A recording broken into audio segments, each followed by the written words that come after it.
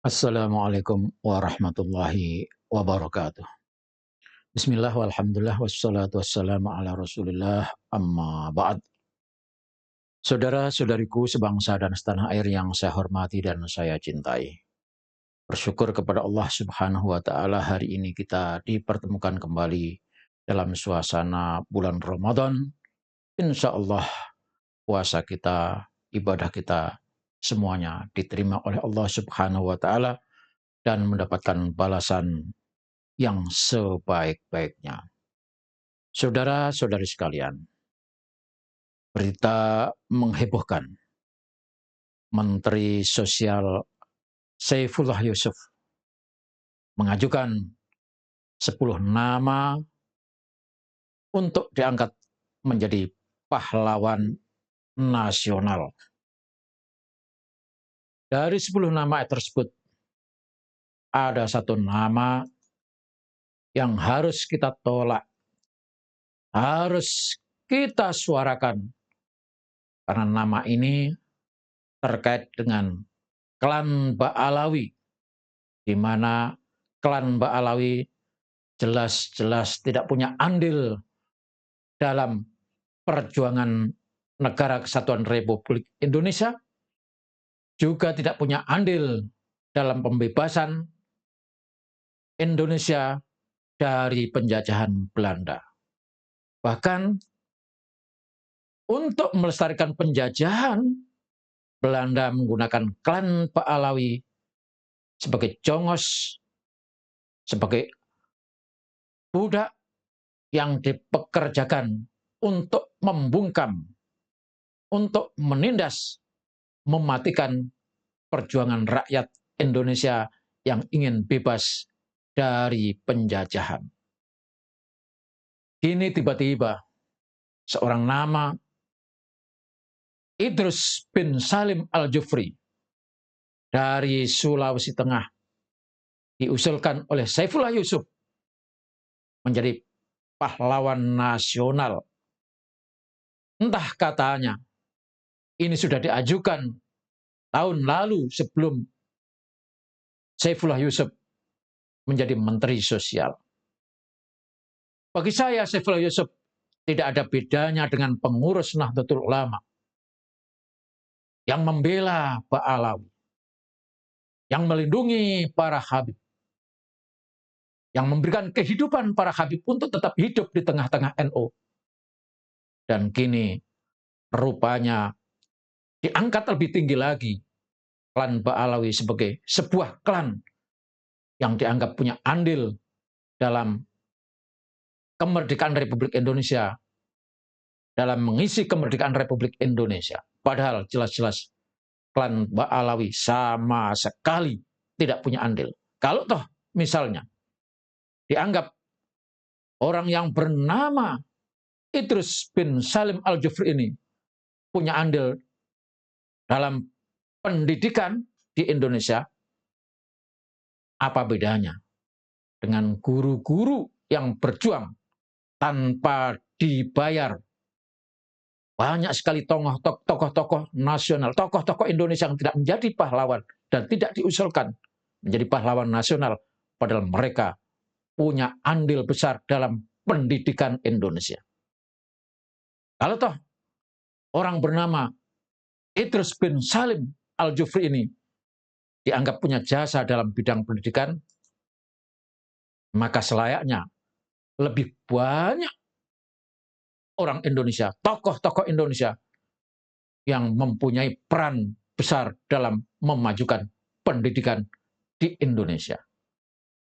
Luar biasa banyaknya, tetapi tokoh ini kenapa diusulkan menjadi pahlawan nasional? Ini adalah sebuah bukti kalau klan Ba'alawi itu sudah menyusup kemana-mana, ke berbagai instansi, ke berbagai lembaga, bahkan presiden pun sudah dikadali, sudah dimasuki, disusupi oleh klan Ba'alawi. Maka jika ini diterus-teruskan, benar-benar Indonesia akan dijajah secara mental oleh klan Ba'alawi. Saya minta kepada Saifullah Yusuf, batalkan satu orang yang dari klan Pak Alawi ini. Betapa banyaknya saudara-saudara kita yang menolak, karena memang benar-benar klan Pak Alawi tidak punya andil sama sekali dalam mengisi kemerdekaan, apalagi dalam perjuangan memerdekakan Indonesia.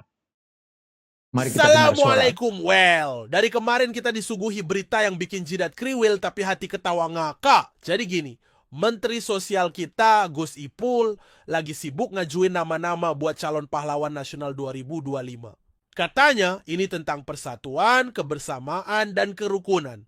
Tapi yang bikin dahi gua otomatis berkerut adalah salah satu nama yang diusulkan. Idrus bin Salim Al-Jufri alias Guru Tua. Lah, siapa dia? Pejuang kemerdekaan, tokoh revolusi, pemikir besar bangsa? Enggak. Beliau dikenal sebagai pendiri Al-Khoirat, jaringan pendidikan Islam di Sulawesi Tengah. Oke, bikin sekolah itu bagus. Edukasi itu penting. Tapi sejak kapan bikin sekolah doang cukup buat jadi pahlawan nasional?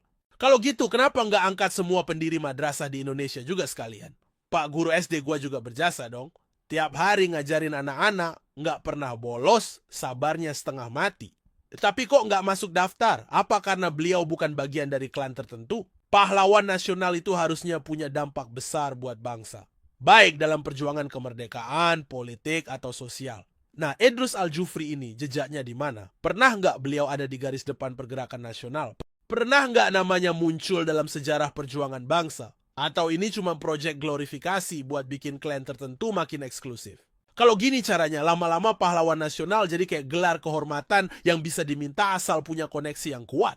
Mirip kayak orang minta blue tick di Twitter, tinggal bayar atau kenal orang dalam, langsung verified. Dan yang lebih tragis, gara-gara usulan ini malah menjadi sebuah efek domino yang lebih gede. Jadi ingat, dulu Bandara Mutiara di Palu tiba-tiba berubah nama jadi Bandara Mutiara Sis Al-Jufri. Awalnya simpel aja Bandara Mutiara, pemberian nama dari Bung Karno. Tiba-tiba ada yang usul, kurang Arab, tambahin dong. Langsung ditambahin jadi Mutiara Salim Al-Jufri. Lah, ini bandara atau KTP? Kenapa harus ada nama panjangnya segala? Bung Karno dulu hati-hati sama fenomena hadramautisme sampai dia tulis dalam bukunya di bawah bendera revolusi. Dia ngerti ada kelompok yang bisa diajak jalan bareng buat bangun bangsa, tapi ada juga yang hobinya cuma memanfaatkan situasi buat kepentingan golongan. Tapi sekarang, yang dulu cuma kelompok kecil, sekarang udah berhasil tempel nama di bandara. Jangan-jangan sebentar lagi kita bakal lihat Jalan Raya Al-Jufri, Stadion Habib Ba'lawi, Taman Hiburan Ba'lawi. Atau jangan-jangan nama Bandara Al-Jufri ini sebenarnya semacam barter, gara-gara insiden pesawat yang udah terbang, tapi terus mundur lagi. Cuma karena ninggalin penumpang Ba'lawi yang telat boarding pass. Lah, pesawat aja bisa disuruh putar balik demi satu orang, apalagi kebijakan pemerintah.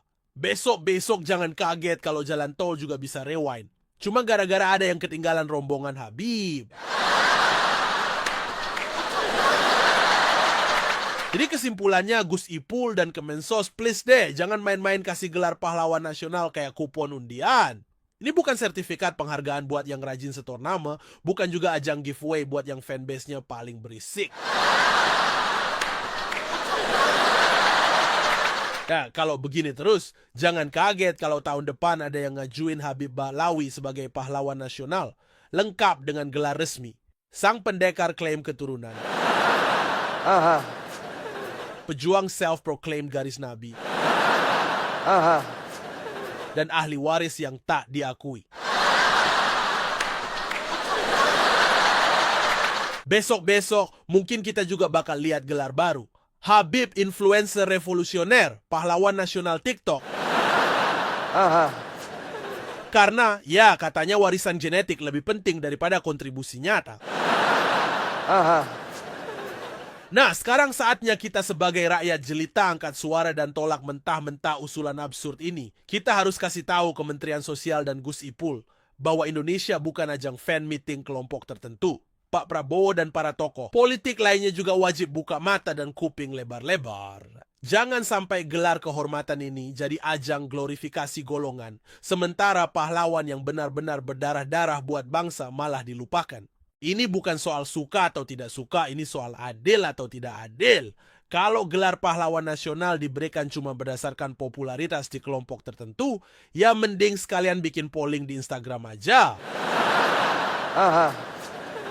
Jadi mari kita bersikap kritis. Jangan biarkan sejarah bangsa dipermak seenaknya hanya demi pencitraan. Pahlawan sejati itu bukan yang sekadar punya nama gede di internal kelompok, tapi yang benar-benar berjuang demi rakyat dan negara. Kalau nggak ada kontribusi nyata buat kemerdekaan atau pembangunan Indonesia, ya well, silahkan antri di tempat lain.